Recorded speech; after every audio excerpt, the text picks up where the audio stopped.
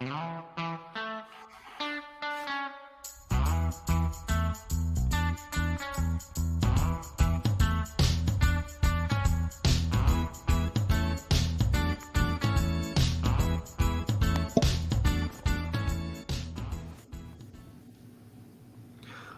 to episode 35 of Cue the Duck Boats podcast, recording here on a beautiful Monday, well, kind of gloomy Monday morning, but it's Labor Day. None of us are working, so got to be happy about that, right? How you guys feeling today? Speak for yourself. I have to work this afternoon. Boo. The ghetto. Government, man. It's the government. Connor's off at least. I'm glad to hear that. Kevin, give us a number 35 in the NHL. Bro, put me on the spot like this. I passed one of the best goalies of all time. Tony Esposito. Oh, yeah. It's all right, Kev. Kevin's not a big NHL history guy, and that's fine. Kevin really self-explanatory. He's kind of a new hockey fan in a way. I mean, he's been really following hockey probably the last 5 years. He really got deeper into hockey. Deep into it, yeah. Yeah, and then in the last 2 even further. So I don't expect you to have all the history down like that. So that's completely fine. How was your guys' long weekend? Or Connor, how was your long weekend? And then we'll ask Kevin how his weekend was so he doesn't get all sad again. Oh, man. I mean, so far so good. Every weekend with a little extra R&R is always great. Unfortunately, my son's sick this weekend, so that puts a little damper on things. But powering through. Last day of the staycation, I guess. You give him a little vitamin C or anything? What do you shoot him up with some vitamin C? Just a little kid's cough and cold medicine, a little Robitussin? Put him to sleep? What'd you hit him with? NyQuil? He's been a bump on a log. He's been just chilling, watching a show, falling asleep, wake up, fall back asleep. Sounds like although it kind of feels like we don't have kids all of a sudden. My daughter's been kind of buzzing off this weekend, and he's been sick and hasn't been wanting to be rowdy. It's kind of you're getting old. Your kids are growing up. Kev, how was your weekend? Weird. It was good. I actually took last Wednesday, Thursday off, so I had a nice 4-day weekend. You did a long weekend. Yeah, just before everyone else. So good. It was good. Well, I mean, bumps and scrapes, but we're good. Yeah, for sure. I think topics are a little light this week for just around the NHL, but things are going to start really heating up soon. Like, to me, it feels like this is the calm before the storm, because before we know it, training camps are going to be open. The rookie prospect challenges start in the next 2 weeks? Yeah. And then we're going to have camps open up. And then we have preseason by the end of September. So, hockey is ready and roaring. Like, we're going to have NHL hockey soon, which I'm just super excited about overall. And that's even just jumping in. We'll get right into the Bruins first, I think. There's really not much going on, but we do have a couple pretty good topics. So with that being said, let's jump into that dirty water.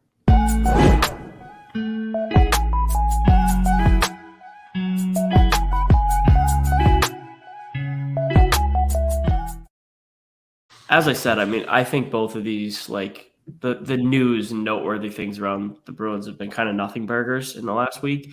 But we have two. We'll start in Subban and Yandle. We're hearing that the Bruins have at least entertained the idea of signing one or both of them to PTO.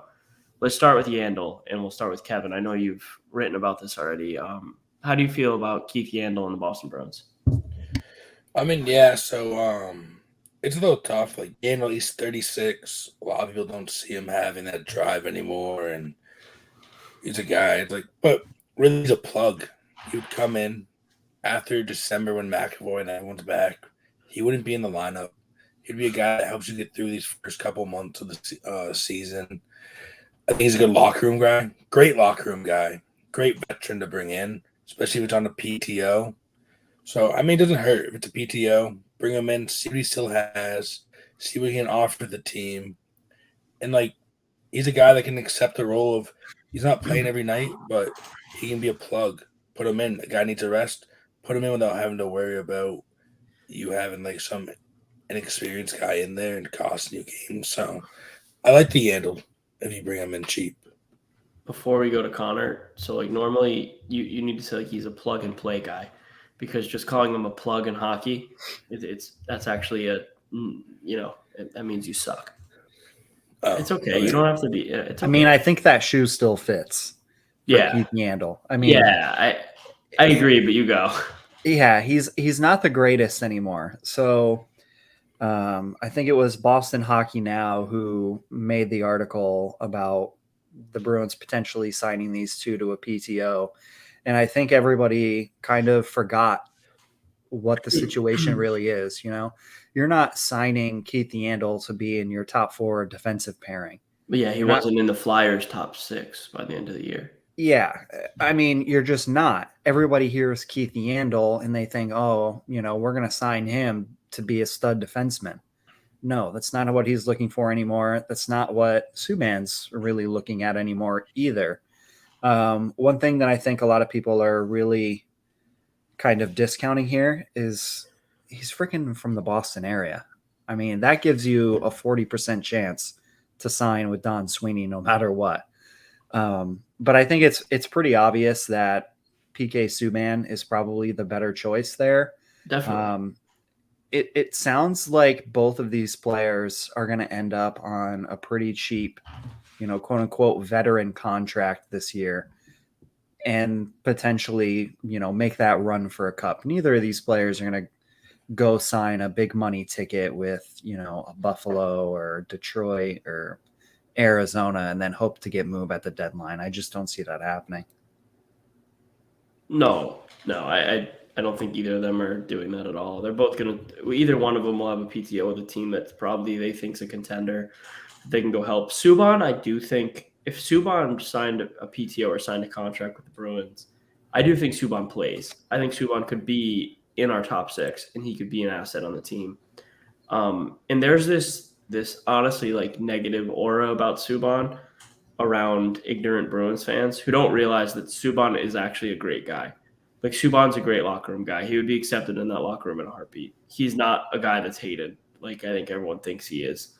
I think it's just whether it's the just ignorant racism that is Boston that like you see on Facebook where people are like, we don't want this guy. It's like, fuck you. Like he would be good for the Boston Bruins. I really think that. Like I would be happy if they signed Subban. Yandle, I've always been a Keith Yandle fan. I always have been. Do I think Keith Yandle could be our 7th, 8th defenseman and be good in the locker room? Yeah. But do we want Keith Yandle rolled out every night? No. And I don't know that Keith Yandle wants to be rolled out any night either anymore, like every night either. I think that Keith, from the amount of interviews I've heard with him, is a pretty self-aware guy. So, and I think he is someone who knows the role that he would be coming in on Boston, and he would fit it well. So I think either one of them would be an asset to the organization. And I don't know how much that is on the ice or it is in the locker room. But, you look at the Bruins team that won the Stanley Cup in 2011. There was guys who were through there. Like, think about a guy like Shane Knighty. Didn't play a lot, but he is someone that every single guy in that team has a story about because he was such a good locker room guy. Those guys are needed. And it's not like this Bruins team is lacking veteran leadership. But I think there's been enough turnover in the last 2.5 years that more guys to help bring this group together under a new coaching staff, under some future uncertainty, is not going to hurt. That's just my opinion on it. It's like I don't necessarily think we need either of them to get out there and play our best hockey, but I don't think either hamper the team's ability to win. Yeah, I mean, I definitely hear what you're saying. And for me, the only reason that I'll say that this doesn't necessarily make a whole lot of sense is even with Grzelcyk and McAvoy out, you've got Forbert, Clifton, Riley, Zaboral, who you're expecting to be healthy again this year. Like, Carlo. Well, I was already penciling him in. Yeah, obviously, yeah. The plug and play plugs, if you will. Lindholm, yeah, you're right. Yeah, I know. I mean, yeah, like the Bruins have, like if you already have 4 guys that are going to be fighting for those last 2 spots when the team's healthy, and that's just a fact. Yeah. The crickets. So I can hear the crickets, and it's just amazing. Yeah, they're loud. I don't know what Midwest their problem boy. is, but every time we record, they want to be chirping in our ears. But yeah, I mean, that's the only reason that this doesn't make sense is kind of the overwhelming amount of depth that the Bruins have. But I mean, if you take them on a PTO and then you sign them to $750,000 some point in the year, I mean, 1 year, 750,000. You could do a lot worse than that. You could also waive him. True. Like it's just like, yeah. I mean, I don't think it would hurt the team. I guess that's really. Well, but again, it's still like a nothing burger of information. Like it's probably not even going to happen On a 35 plus contract, there's no waiving. It's no movement clause. So you're right. I don't know if Subban applies. I believe he's over 35. I don't recall off the top of my head, but yeah, 100%. I could definitely see some other players being waived in its stead, but that's kind of counterproductive. Subban's 33. Okay, so he wouldn't apply. You'd be able to do it to him. Yeah, he's not as old as everyone thinks Subban is. He's really like I think Subban still has game left in him. He still played 77 games last year. Like he wasn't sat. He had 22 points. He's not. I feel like Subban is a result of his own stupidity with his contract. So he wanted to, sign a big ticket when he had a big year in Montreal. They gave him a bridge deal and he outperformed his bridge deal and they had to sign him to the huge ticket. And then shortly thereafter decided to trade him in the Shea Weber trade. Yeah. Then, of course, that didn't work out on the back end for the Predators, so they moved him again because of his contract, and then he ends up in a place that's rebuilding and kind of, a dumpster fire when he got there. Yeah, so, like, if you're looking at, like, the way you're seen in the public perception, then sure. But, I mean, like, if someone was offering us $9 million to go play hockey and we knew we weren't quite worth that, we're still taking it, right? But you're right. Yeah, I mean, if he's on a team-friendly deal – he probably still it's a completely different story. Yeah, he doesn't go to the Devils. But again, hindsight's 2020. Let's jump to the next topic. And this one's even less. I mean, Connor didn't even want this on the sheet. The Bruins gave some jersey numbers, some not training camp plug jersey numbers to some of our rookies. Beecher got number 19 and Lysell got number 21. That does mean it unequivocally does mean the Bruins see these guys as players on their roster. Does not mean it's this year. It's that simple. They gave these guys NHL numbers because they think one day they'll be NHL players, and they think one day they'll be NHL impact players because they gave them numbers that other guys coming in might want. At the same time, it means really stupid about all of that. Yeah. This could turn out exactly like the Anaheim Ducks, where their star rookie players change their number after a season. Yeah, no, that's what they were doing though. I think they wanted 19 and 21. Those are NHL. No, numbers. They didn't. What do you mean? You know the reason why they took those numbers, right? It was because their numbers were taken. No. Yeah, I know it was their draft year, but they went with their draft year. Yeah, because Lysell's number 11. Those are still good NHL numbers, man. Oh, I know, but I'm saying Lysell's number 11. Yeah, number 17. Yeah, Foligno and Frederick have those numbers. Yeah, they're not getting them. They're not going to. I don't think we see these guys change eventually. over time. Well, Foligno's in the last year of his deal, so yeah, Beecher could go to 17. 19's a good number. Like 19's not a number you want to get away from, and neither's 21. Oh, I like 19. I think it didn't work out for the last number 19. Now, did it? The last significant 19. No. He was a center. Yeah, it could have been. Well, we're actually going to talk about him a little later in the pod, so we'll wait for that. But yeah, no, I mean, Zegras did change his number to what? What did Zegras go to? Do we remember? Was it 9? It went to a lower number. I know Drysdale went to 6. Zegras went to 11. Yeah, I was going to say 9 or 11, somewhere in there. Something. He went from 46. And I love how I heard so many podcasts talk about 46 is like a shitty training camp number, and they couldn't come up with any famous 46s that ever played. I was like, how about David Krejci? In my head, I was just yelling at the wall like David Krejci. But let's jump into some more around the league news. We're going to get into the East and our Salt of the East segment. We have a brand new video here for you guys, so hope you like it. Our new segue in.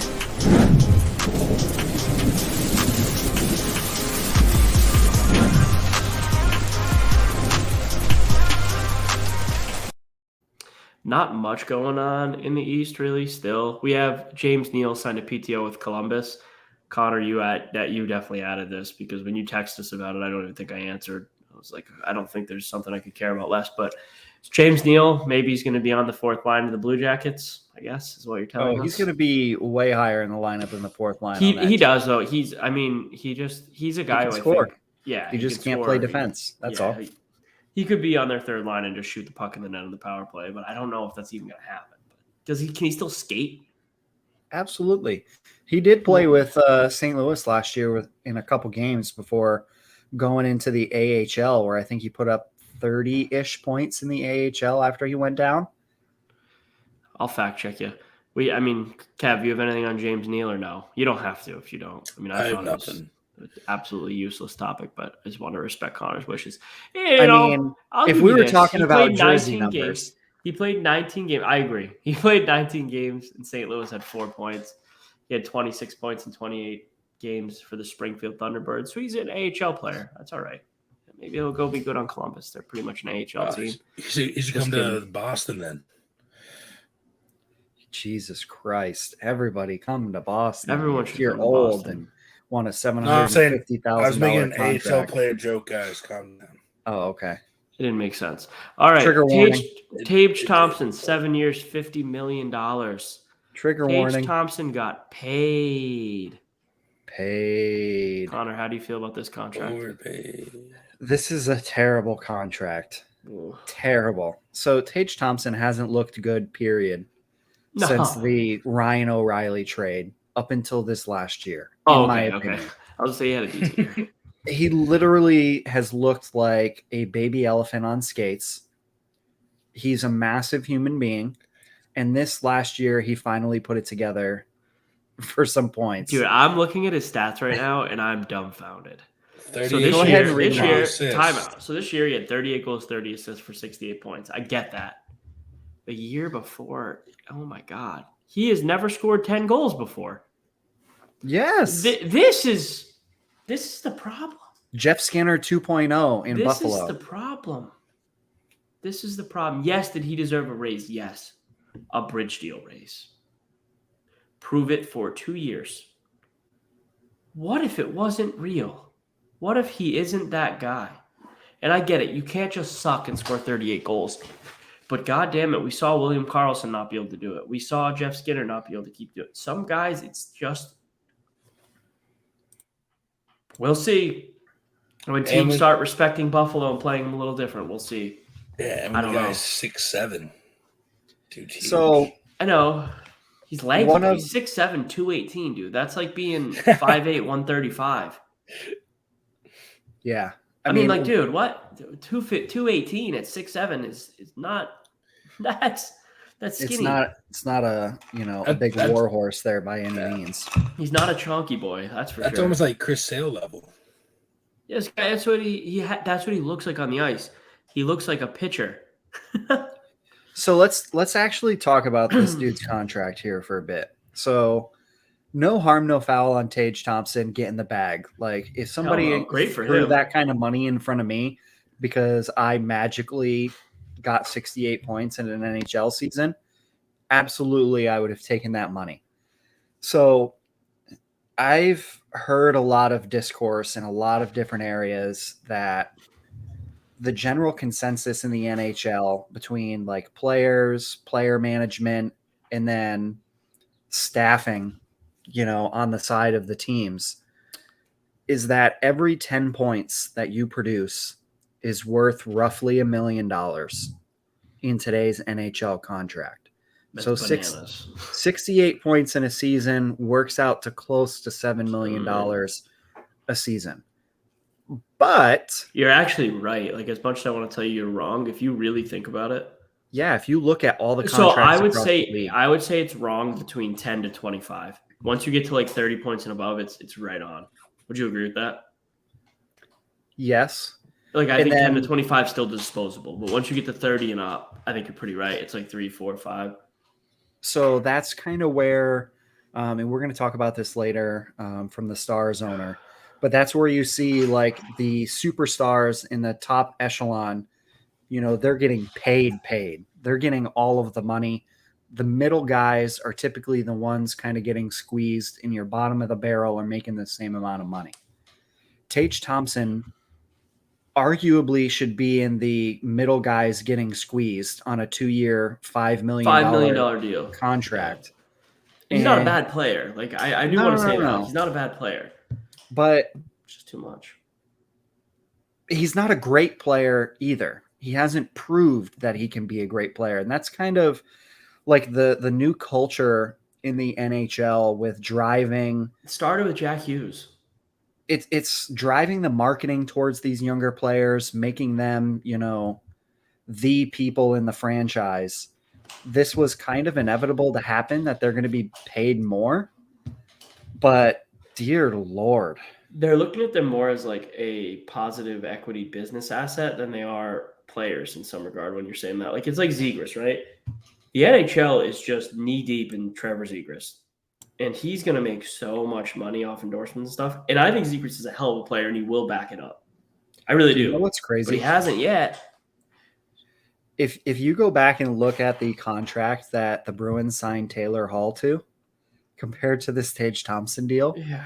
they are super similar. It's absolutely absurd. Yeah, no, and that's the thing. Like Taylor Hall has the track record to deserve it. We're gonna see it. But there's also things. You saw me gesturing like this when you're talking. I thought you were going a different direction. The cap's going up. Yeah. So these deals, these $7 million deals are gonna look like 5.5s in a couple of years. So by the back end of this deal, it's like for a long time we said like the back end of these deals are gonna look terrible. If the NHL keeps growing, the back end of these deals are gonna look fine. And the NHL is growing a lot. Yeah, hockey's growing. TNT and ESPN are going to grow the game. There was a time where I bet you most people don't even really like realize this that are new age hockey fans, right? But the NBA wasn't always the big conglomerate that it is. The NBA was struggling in the early 90s, even with Michael Jordan and all those guys, just to really drive things. And the TV deals that they got and the marketing that they put behind their brand blew it up into what it is today, which is an amazingly successful sports league.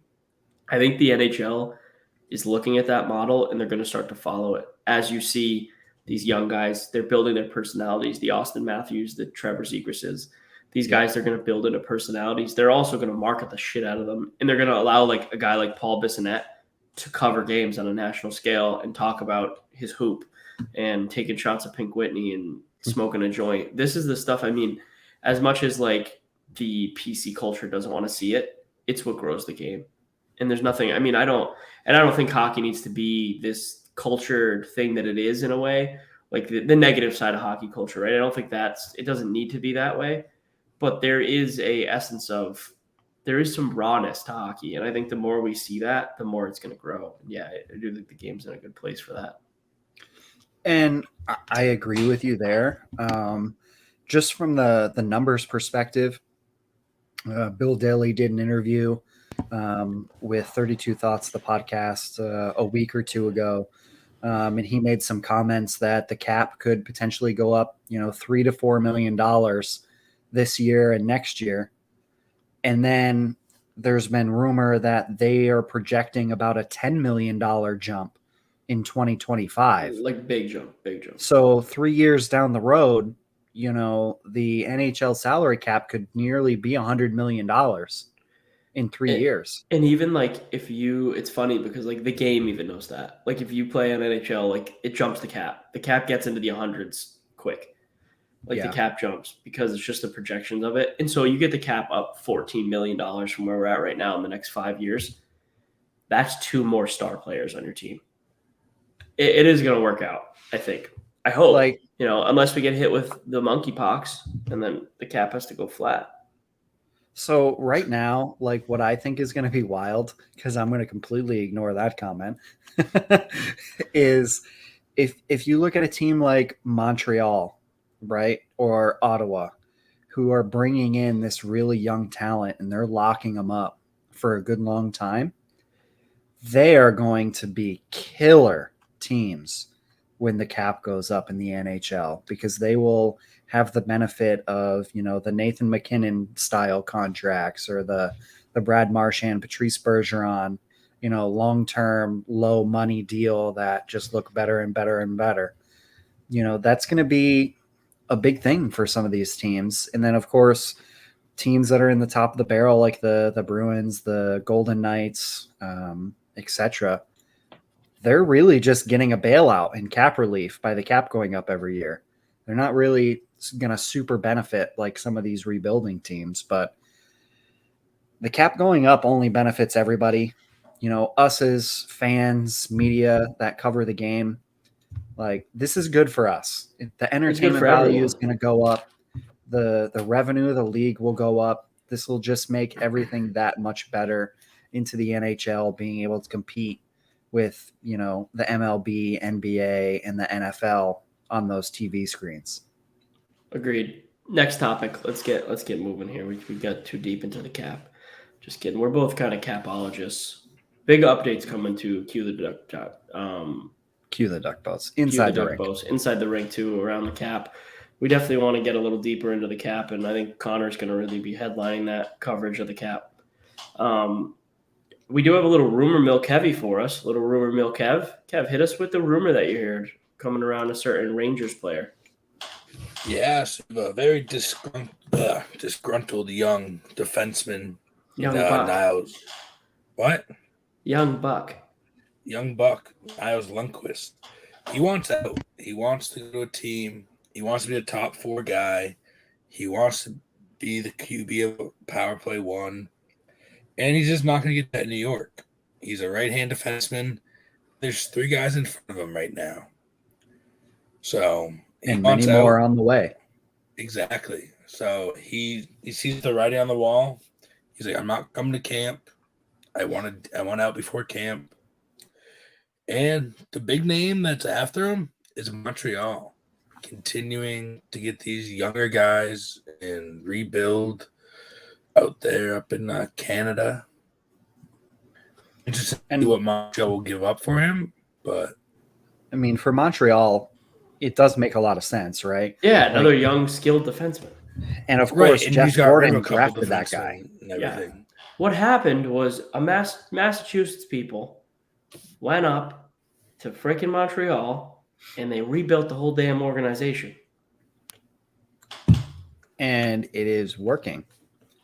Now, to kind of piggyback on the Lundqvist trade there, with hearing Montreal, I've also heard that they're interested in Vitaly Kravtsov, who's on the Rangers, who requested a trade last year. Obviously, the Rangers are looking for help up front in the scoring capacity. I wouldn't put it past them if you see a package of like Nils Lundqvist and Vitaly Kravtsov going to Montreal for, a second-round pick and Mike Hoffman. Yeah. That maybe or get that done. I mean, that helps the Rangers right now. You have 2 players who want out, who you're just signing 1 year, walking them to UFA. Yeah, they're not getting a first, that's for sure. No, not at all. So, I mean, it makes a lot of sense. And, I mean, for everybody else in the Atlantic, seeing the amount of really good, young, talented players that Montreal is compiling right now, you got to be concerned. I mean, big concerned. There's still rumors out there that Pierre-Luc Dubois wants to play in Montreal. Listen, I think it would be ignorant for anyone to think that Montreal was going to stay bad for much longer. Yeah. They're the Montreal Canadiens. It's that simple. They're the most historical franchise in the NHL. They weren't going to stay bad. And hockey is better when the Montreal Canadiens are good. The Atlantic is best if it's sitting there and Toronto, Boston, and Montreal are all wagons. That's good. Like, that's rivalry, great hockey. Throw in Detroit. I mean, if you want the 4 best teams market-wise to be there and be winning and the New York Rangers.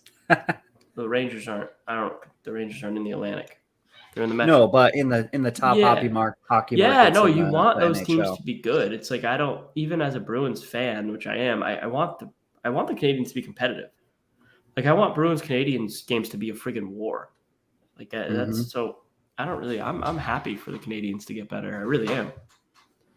And it's like, side tangent on Montreal, for everybody who's a fan of a team that is on the cusp of needing to rebuild, like, I'm sitting here as somebody who, is a Boston Bruins fan watching this, and I'm like, Yeah. slam the desk. Here we go.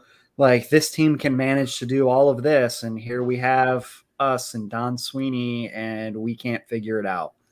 It's like, man, like, you have to be so happy right now to be a Montreal Canadiens fan. Yes, last year was painful. This year might be as well, but dear Lord, you are putting pieces in the cupboard to have a successful organization. 100%. Definitely are. That kind of wraps it up for the East. We now we're going to get into the Wild Wild West segment of our podcast. We will have a nice little video clip to play soon. It's just not done yet. Shout out to our great graphic designer, Kevin. He crushes it.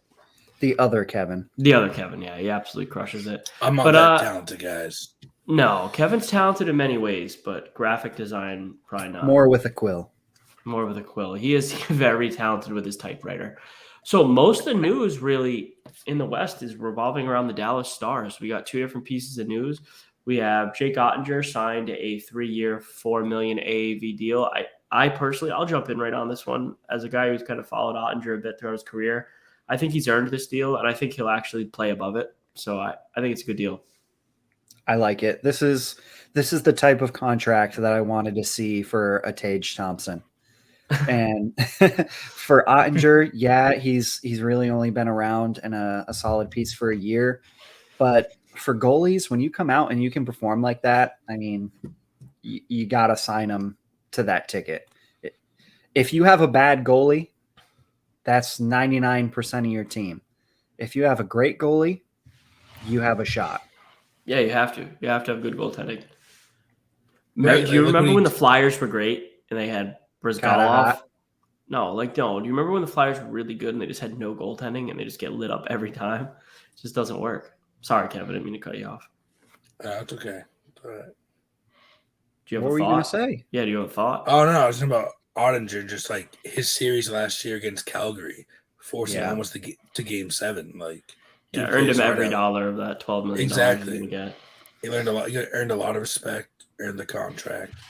He had 30 wins last season, too. So let's jump into another thing here with Dallas. Thing a little bit less positive. Drama. Dallas's owner has came out for the second time and bodied his 2 star players. Womp, womp, womp. Do you have the comments up, Connor? I don't have the comments up in front of me. Give us the Spark Notes. The Spark Notes version of it is he was on the Cam and Strict podcast, and they were talking about, money, the cap, having players like Robertson and Ottinger to sign, and then, of course, your Tyler Seguin and Jamie Benn. And the gist of his comments were the younger players like Robertson and Ottinger are coming in and they're performing, and they want the bigger ticket deals like a Tage Thompson now. They don't want to perform for a few years, show their worth, and then turn around and, quote unquote, get that bag. So he kind of threw a little shade at some of his players. I have there. The comments if you want me to read them. Yeah, go ahead. This is way easier. Yeah. So he said, I think those guys sign those contracts and they've got to find a way to deliver that kind of value. If they don't, it hampers the team. That's the reality of it. They know that. It's like, come on, man. Like, yeah, they know it. They know it. You just don't need to say it. It's like that was also pointed at Tyler Seguin and Jamie Benn, who are their star players making big money, who haven't performed really up to not since what they were 2019. They really haven't.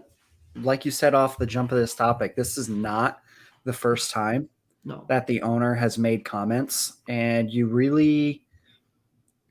kind of have to be curious of what's next. Like, your owner doesn't come out and just make these comments over and over again and nothing change. No, like, that's for sure. No, if I think that if Seguin doesn't come out hot to start the year, there's an actual legit chance we see Seguin move before or at the trade deadline. I really do believe that.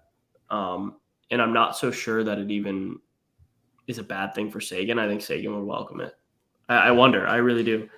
But I think you're going to see Seguin go to a big team. He's going to go to like a team like LA where he can go make an impact. He's going to go to – I don't think he wouldn't go to like Toronto. I think there's a chance he could be back in the East. I really do. I think Seguin likes playing in the East. But I don't know. I mean, we'll have to wait and see on that. It will be definitely diving deep into that if we do think it's going to happen when the time comes. But these comments are great. I hate that. I hate when owners and GMs call out players in the public eye. It's like sit them down and talk to them. I don't mind when the coach does it because it's the coach's job to motivate guys. But when the owner's doing it and the GM's doing it, it's like, guys, come on. Yeah, Like, but you see, on the I other know, end of I that, I know. completely disagree. Like, I They're think their it's good boss. for the game. I know. Like- I don't disagree. I hate to see it, but no news is bad news. Maybe Yeah. that's not true, but I mean, I don't know. So you want to have more personality from the players. Yeah, I get that. And everybody expects these owners to, pony up the hundreds of millions of dollars a year to make the franchise run and just sit back and be quiet. Like, does Jeremy Jacobs sit here and call out players, in the media? Absolutely not. No. But you better be damn sure that he has speed dial to Cam Neely and Don Sweeney for when he wants something done. Oh, for sure. Now, I think, the Stars owner, Tom Dundon in Carolina, Jeff Molson in Montreal, they're not afraid to come out in the media and make the comments when they need to. And I think that for the culture of hockey overall, it's probably a net positive. Like, I get it that players are going to be, a little salty, a little butthurt that they're getting called out in the media. And now they've got this microscope on them. But I mean, hey, you're getting paid the big bucks. Like, Yeah, that's I know. what you've got to deal with. I know. I guess like if we were getting paid a ton of money at our jobs and we weren't performing, we'd be fired or written up or talked to. Yeah. So it's just reality. You're But right. these contracts are Look at it. guaranteed, baby. I know. Let's talk Minnesota Wild, Kev. I know you're a big Wild guy. What did they do this week? Oh, yeah, they just unloaded some cap space. They're in cap hell up there in Minnesota. You ain't ever lied. And I don't know how to say that name. Kulikov. Dmitry Kulikov. Yeah, so he got shipped off to Anaheim for future considerations. Oh, So, that guy. He strikes again. He moves around. Right? Little floozy. That's it. That's it for the West. We're going to get into our final segment of the podcast. Oh, no. We have one more thing. What do you have? What do you have? Whoa. I put it in there. I didn't There's read still it. There's still 5 teams still in on Jacob Chikrin as the I thought that was season a comes in. Sorry. No. So we should play some sort of sound for when Kevy comes out with the rumor mill. Kevy rumor mill, and we're gonna hit this one right here. Kevy rumor mill. Where's your rumor, Kevy? So yeah, there's still 5 teams still in on Chikrin. You have Anaheim. You have the Islanders, as they made no big deal, and they're still trying to make that big splash. You have the Kings. The Kings are a team to watch with that. They just want to keep adding that best down. Prospect pool.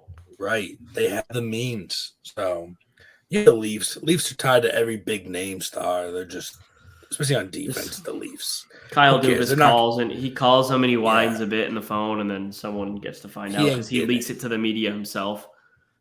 And then Kyle Dubas leaks. Wait, before you say this, Kyle Dubas, I've always thought this, leaks all this shit to the media just so people can think he's working. No. So once Kevin finishes this, remind me. I'm going to kind of go off on that a little bit because I've heard some things that are interesting. But go ahead. Yeah, Kevin. then, of course, Ottawa's the last team. They've been like the most, I think, talked about and the heavy favorite for a while. Talks have slowed down, but they're still a team to keep an eye out. If anything, I think it's going to come down to the Kings or the Senators, but I think they're both great fits. I think Arizona just still wants so much, and with Chikrin having 3 to 4 years left on his deal, Arizona's really not in a super trade cheap now. Yeah, right, exactly. So they're like, we're in no rush until someone pays the ransom. So, yeah, absolutely, and I think you're spot on. With maybe like the Ducks, Kings, and the Senators, they kind of have the most assets to purge there. The thing that's going to kind of hold up the Senators, they want to get rid of Nikita Zaitsev. So he would likely be going back in the package, which drives your price up, but to each their own. But one of the things that I was going to make a comment on when you said Kyle Dubas leaks it out there to, see if people notice he's working or whatever. I have heard from multiple different areas, one of them being my own source in the league, that 100% general managers leak shit on purpose so they can see what the reaction of the fan base is going to be. Yeah, smart. They'll be like, we're thinking about bringing Milan Lucic back. Hey, our media friend who we're really close with and give access to, can you write this story and put it out there that we might be looking at Milan Lucic? We really want to see what this is going to be like for the fans. Wink. Yeah. That 100% happens in the NHL. Yeah, no, I agree. Which is really crazy to think about, right? I mean, the media manipulates the shit out of everything in this world. At least something's manipulating it back. Yeah. I mean, come on. I like it. I respect it. I respect it. Now that you mentioned Lucic, you saw Lucic's comments about Johnny Gaudreau? No, I didn't read it. I know you sent it to us. What was the gist of it? So he was on a podcast. I forget which one. But they were just asking, so now that you guys are no longer teammates, I know you guys were like close in Calgary. What happens if you see him cross ice? Be just, I came to Calgary. Give me those numbers. He's on the ice. I'll level him out. He's not my teammate anymore. So just in case, I'm going to cover this just because I couldn't hear it. I didn't hear one thing you just said. The quote was about, what would you do if you see Johnny Gaudreau crossing the ice with his head down and all you see is the number, 13. Basically, Milan Lucic, buckle up. Choo-choo, I'm coming in. He would lay him out. Love that. Sorry, Kevin, your internet broke up a tiny bit, so help you out there. Jeez, man. Sorry. Yeah. That island Wi-Fi. Island Wi-Fi. 30 miles of the sea, man. It's hard to get a good signal. Let's jump into our favorite part of the podcast here. It's really not our favorite, but it's one of my favorites. We're going to be getting deeper in it as the season rolls on. It's when Connor goes quiet. It's when the Ducks get lucky.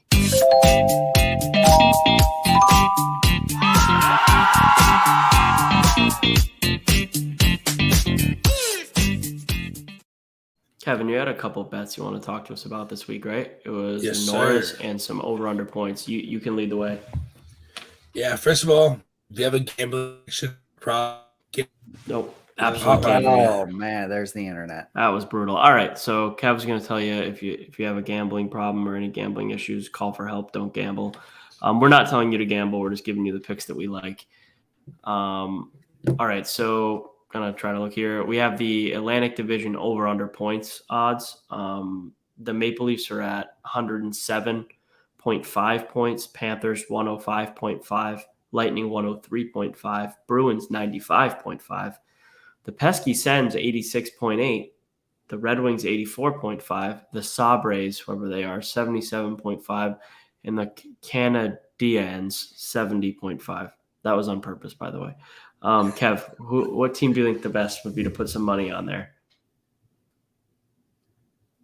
We're done. I mean, you're muted still. This is a tough showing. Yeah,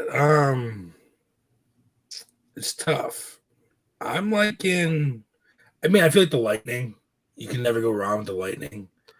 Especially they should have 103 points. Yeah. Yeah, exactly.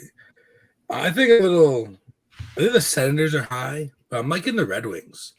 I think the Red Wings at 84. Yeah, that could be a good bet. They could do it. I think they could. I mean, yeah, like 87 points doesn't make the playoffs. You know what I mean? Like it's still just exactly. Like I think they can do that. Could win you some money. For sure. I think the Red Wings might be better than the Senators. Honestly, on the way they play. Everybody knows that I'm not the gambler of the bunch. However, I would be smashing the under on the Bruins and the over on the Red Wings. No, I still think whatever. This is exactly where the Bruins ended up last year, but you have to take into account that Detroit and Ottawa both got significantly better, and they're going to steal points away from you this season. So I 100% think that the Bruins will end up below 95.5. They could steal some points. Kevin, Norris Trophy. Who do you got? Well, I mean, I feel like it's already kind of set in stone. If Cale Makar just is Cale Makar, it's in the bag. He's at plus 150, but the value's not there. Roman Value Yossi. sucks. Roman Yossi at plus 700. The guy that had more first round votes than Makar last year. And only was, 26 overall votes away from winning it? So plus 700, yeah, rip that. If the dude has a 100-point season, like he came close, I think, at 94, 96 points last year. I think if Yossi can cross the 100-point mark, I think it's his. So Yeah. at plus 700, not a bad bet to take. Another guy who I think if we're going to go long shot with great value is Moritz Seider at plus 2,500. I was just going to say that. Great value. Seider is one of the next – he's the next Victor Hedman in the NHL, in my opinion. And so it might not be this year, but if you want to throw a couple of units on him, I mean, plus 2,500 is great money on Moritz Seider. I wouldn't put it out of question, though. No, I know. The Red Wings he's that improved good. significantly. He also, Moritz Seider and Tim Stützle changed their whole way of thinking this summer. They're both coming back like ripped up.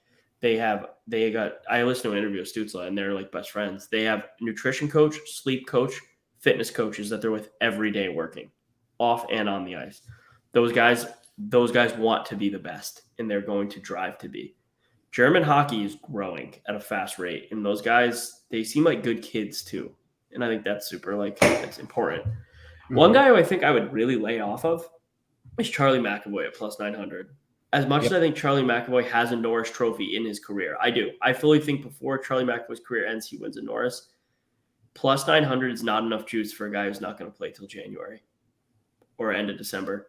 It's just not. Like it's just going to be too hard for him to catch up. Yep. There's just no way Charlie McAvoy wins the Norris Trophy. If any of it can't happen. You need the full season in the NHL now to win these league awards. The other players around you are too close. The parity is too much that it's just no way. Like missing 2 months of points will make it so McAvoy can't win. So I would put nothing on McAvoy, a guy who I was hard on last year to put money on. And I think he's better. Still, I wouldn't put any money on him. Missing that just is going to throw it off. And if you want one more like long range guy, you could throw a good amount of, you could throw $50 on to win 2K. John Carlson at plus 4,000, another one who it's probably not going to happen anymore. I think we've started to get over the peak of that, but he's a guy who, could go on a run and score a lot of points still. If the Caps are not doing great, he could still be getting a lot of points. So we'll see. But Cale Makar at plus 150, it's not good juice, but he's probably going to win, and it just makes you want to stay off most of these guys. I don't love the Norris vote. I feel like it's just kind of very streamlined in. It's the same thing every year, right? Yeah. Like we'll get into more of these categories just each episode till the season starts, but we'll also try to be better with putting our picks out on Twitter. I think that kind of wraps it up. We're definitely going to be bringing our social media game up a notch. We've had someone else join our team, Sophia. Let's do a little talking about us before we kind of wrap things up. Talk about us. Do it, Connor. Lead the way. So lots of exciting things coming your way. For those of you who've been following along with us and listening to us, we're almost completed on, the video side of things. We're going to be bringing things to YouTube within the next month. I was going to put this episode on YouTube. Oh, breaking news. This episode will be up on YouTube. If you stuck around this long, thank you. Hi. Thanks for I don't know how to, we're going to put it on the Inside the Rink YouTube, right? Yes, I can do that. We'll have our own little playlist. It'll be nice. Perfect. Other than that, we did bring on another Inside the Rink member, Sophia. She is going to be kind of taking over some of the load of all of our social media, Facebook, Twitter, you name it. She's going to be kind of helping keep us relevant and keeping us connected with you all. So, of course, we're going to be putting out some things over the next coming weeks to kind of contribute to the podcast. Make sure you reply, comment, give us your 2 cents of what you want to hear about. And then also a couple things on the Inside the Rink side. Go check out the Cue the Duck Boats merch. That's how you support us and our show. And then, of course, if you want to help contribute overall to Kevin and his typewriter and upgrading to a new MacBook. Inside the Rink Plus, it's $2.99 a month. Gets rid of all your advertisements on the website, and you'll get nice exclusive content, like maybe a little Speedo calendar later on this year with Big Kev Dog on December, maybe? No? Just kidding. I mean, maybe. We'll see. But yeah, definitely check out the Inside the Rink website. You can find all the Cue the Duck Boat stuff there and support us, whom you love, especially if you're listening to us at 50 to 60 minutes into this episode already. Yeah, that's deep. That's real deep. Yeah, no, a lot of good things coming. Definitely going to be more active on social media as a team, especially as the season rolls on. And the video component's coming. I mean, it's here. So I think that kind of wraps it up. Happy Labor Day to everyone out there who's not working. Happy Labor Day to you, Kevin, who's going to go work till God knows how late tonight. Sorry about all that. I'll be eating brisket. Wrap it up. Wrap it up. We're wrapping Wrap up that brisket, Jake. Time to I'm wrap gonna it up. go wrap my brisket right now.